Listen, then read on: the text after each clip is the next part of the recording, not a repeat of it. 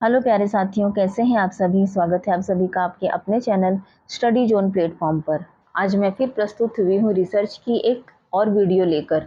आज जो हम रिसर्च में टॉपिक पढ़ने वाले हैं उसका नाम है रिव्यू ऑफ रिलेटेड लिटरेचर, यानी कि संबंधित साहित्य का सर्वेक्षण। आज हम साहित्य के सर्वेक्षण के विषय में पढ़ेंगे। साहित्य का सर्वेक्षण करना क्यों आवश्यक है।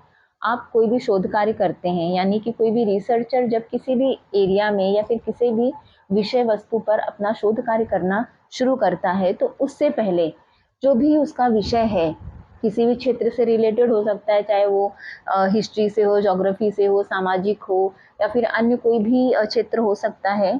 तो आप जब रिसर्च करने जाते हैं तो उस उसके लिए आप इस चीज़ को देखते हैं कि पहले से बहुत से जो है कंटेंट अवेलेबल होते हैं, यानी कि जो भी आप शोध कर रहे हैं उस शोध पर पहले से बहुत सी शोधें हो चुकी हैं। तो आप क्या करते हैं, आप उन शोधों के को पढ़ते हैं जिससे कि आप अपने आज के कार्य को आगे बढ़ा सकें। तो आप अपने कार्य को आगे बढ़ाने के लिए क्या करेंगे, साहित्य का सर्वेक्षण करेंगे, यानी कि जो भी पहले कंटेंट अवेलेबल है उसको देखेंगे, यानी कि उसका अवलोकन करेंगे। क्यों करेंगे, क्योंकि आपको अपने जो है रिसर्च कार्य को आगे बढ़ाना है। तो आज हम इसी चीज़ को अच्छे से डिस्कस करेंगे। तो आगे बढ़ते हैं। अब हम देख लेते हैं कि जो रिव्यू है उसकी मीनिंग क्या होती है, यानी कि what is the meaning of review. तो रिव्यू, री प्लस व्यू। री का मतलब क्या होता है, पुनः, और व्यू का मतलब क्या होता है, देखना, अर्थात पुनः देखना। किसी भी जो हो चुके पहले से कार्य को देखना, उनको पुनः उनका अवलोकन करना हमारा रिव्यू कहलाता है। हम किसका रिव्यू करते हैं, अपने विषय से संबंधित साहित्य का रिव्यू करते हैं, क्योंकि बहुत इंपॉर्टेंट है।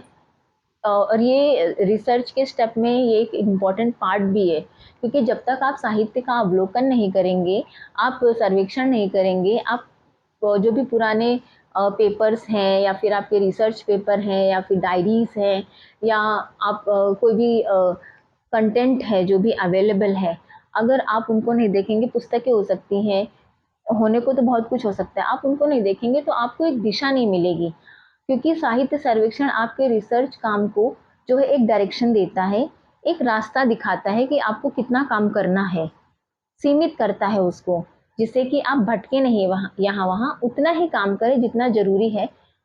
कोई फालतू का काम आप अपने रिसर्च में ना शामिल करें। तो इसीलिए साहित्य सर्वेक्षण बहुत इंपॉर्टेंट है। अब यहाँ पर हम डेफिनेशन देख लेते हैं। According to J.W. Best, the review of related literature involves the systematic identification, location, and analysis of documents containing information related to the research problem। अर्थात पुनः साहित्य अवलोकन से समस्या के अंतर्गत, पुनः साहित्य अवलोकन यानी कि दोबारा से किसी भी साहित्य को देखना, उसको अवलोकित करना, उसको देखना, उसको पढ़ना, से समस्या के अंतर्गत संबंधित क्षेत्रों में अब तक क्या पता चला है, यानी कि जो भी आपकी प्रॉब्लम्स हैं, जो भी विषय वस्तु है, उसमें अब तक कितना पता चला है, यानी कितना काम हो चुका है, दूसरों के द्वारा क्या खोजा जा चुका है, उन्होंने कितना काम किया है, किस विधि से, यानी कि कौन कौन से टूल्स का उपयोग किया है। क्योंकि जब रिसर्च काम करते हैं तो बहुत से टूल्स की आवश्यकता होती है, बहुत से टेक्निक्स की आवश्यकता होती है, तो आपको ये भी पता चलता है साथ ही साथ कि कौन कौन से टूल्स को भी यूज़ किया गया है, आगे मुझे उनकी ज़रूरत है या नहीं है, या फिर मुझे बदल के दूसरे टूल्स यूज़ करने हैं या फिर वही टूल्स यूज़ करने हैं। ये सारी चीज़ों की भी जानकारी साहित्य सर्वेक्षण आपको देता है। क्या खोजा जाना बाकी है, यानी कि जो भी शोध कार्य आप कर रहे हैं उसमें अभी कितना काम बाकी है, आपको कितना करना है। तो ये एक तरीके से आपको डायरेक्शन प्रदान कर रहा है, यानी कि आपको एक रास्ता दिखा रहा है कि आपको कितना काम करना है, कोई फालतू का काम नहीं करना है आपको अपने रिसर्च में। आई होप कि आपको समझ में आ रहा होगा कि साहित्य सर्वेक्षण होता क्या है। अब हम देखेंगे सोर्स। सोर्स कौन कौन से हो सकते हैं। सोर्स तो बहुत हो सकते हैं। आज इतना हमारा जो, अगर हम रिसर्च की बात करें तो रिसर्च के क्षेत्र में इतना ज़्यादा जो है प्रोग्रेस हो रही है, हर क्षेत्र में रिसर्च हो रही है। आप साइंस ले लें, ज्योग्राफी ले लें, सामाजिक ले लें, साहित्यिक ले लें, और जो है इस तरीके से किसी भी एरिया में आप जाते हैं, हर जगह जो है रिसर्च काम बहुत ज़ोर से शोर से चल रहा है, क्योंकि इन्वेंशन हो रहे हैं नए नए, तरह तरह की टेक्नोलॉजीज डेवलप हो रही हैं। तो ये सब क्या है, ये रिसर्च ही तो है। रिसर्च करते हैं तभी चीज़ों का हम निर्माण कर पाते हैं, और आने वाली अपनी पीढ़ियों के लिए, जो हमारी आगे आने वाली जनरेशन है उसके लिए कुछ हम उनको दे पाते हैं। तो इस प्रकार बहुत से सोर्स हो सकते हैं। कौन कौन से सोर्स हो सकते हैं उनकी हम चर्चा करेंगे। हम देखेंगे जैसे कि हमारी पाठ्य पुस्तकें हो सकती हैं, जो हमारे हमारा रिसर्च है उसके लिए ये काम कर सकती हैं। संदर्भ पुस्तकें हो सकती हैं, यानी कि रेफरेंस बुक्स। विश्वकोश हो सकते हैं। वार्षिक पुस्तकें जो होती हैं, प्रकाशित प्रबंध होते हैं, जो भी थीसिस पब्लिश्ड होती हैं, पत्रिकाएं होती हैं, सारांश पुस्तिकाएं होती हैं, शब्दकोश होते हैं। इसके अलावा आपकी ग्रंथ सूची, जीवन वृंतांत यानी बायोग्राफीज, बहुत सी बायोग्राफीज आज हैं जिनको आप पढ़कर अपने कार्य को आगे बढ़ाने की जो है कोशिश कर सकते हैं। इंटरनेट के माध्यम से आप बहुत से कंटेंट को इकट्ठा कर सकते हैं।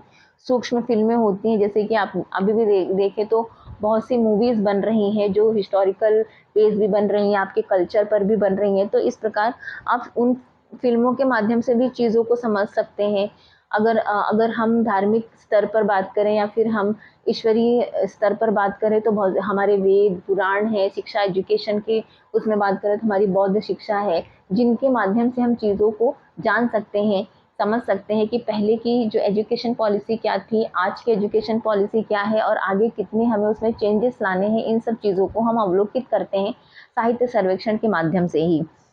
समाचार पत्र हो गए, न्यूज़पेपर्स में आए दिन खबरें छपा करती हैं, जो आपको बहुत ही काम देती हैं आपके रिसर्च कार्य के लिए। व्यक्तिगत डायरीज होती हैं, ऐतिहासिक सामग्री होती हैं, ऐसा सारे मटेरियल्स होते हैं जो आपके साहित्य सर्वेक्षण से संबंधित होते हैं, जो आपके रिसर्च कार्य में बहुत इम्पॉर्टेंट होते हैं और बहुत ही यूज़फुल होते हैं।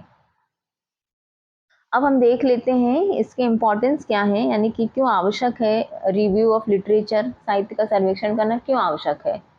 तो यह संबंधित अध्ययन क्षेत्र में किए जा चुके कार्य की जानकारी प्रदान करके अपेक्षित अनुसंधान कार्य को रेखांकित करता है।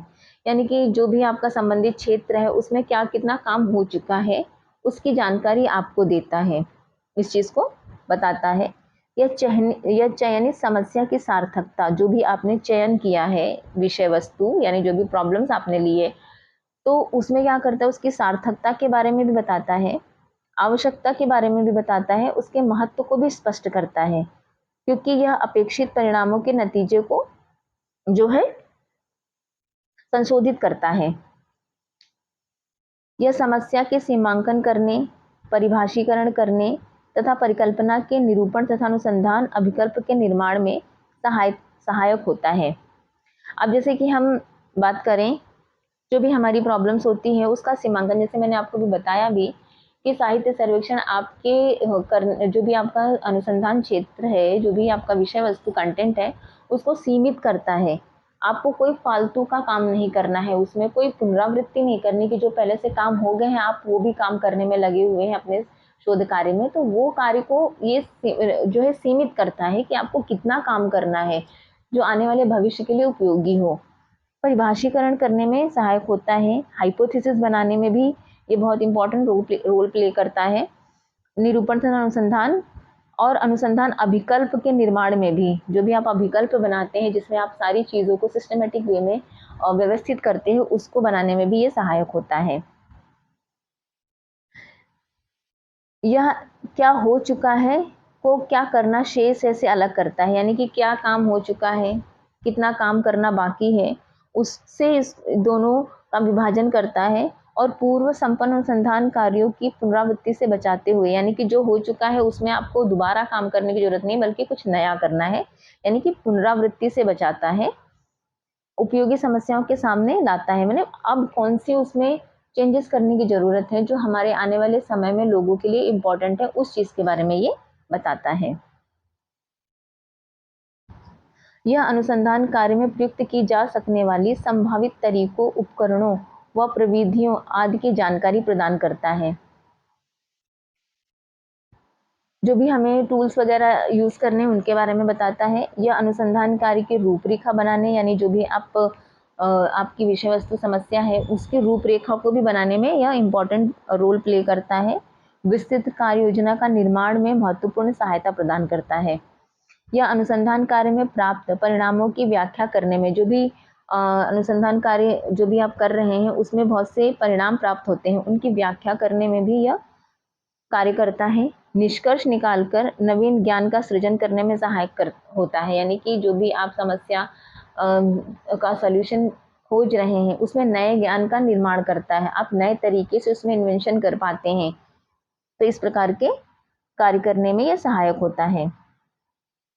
यह अनुसंधानकर्ताओं को विभिन्न सोपानों पर सावधान रखते हुए अनजाने में हो सकने वाली तरह तरह की त्रुटियों से बचाता है और महत्व को स्पष्ट करता है, यानी कि आपको गलतियां आप ना करें, इस प्रकार की भी चेतावनी ये देता है और आप इसके महत्व को भी स्पष्ट करता है।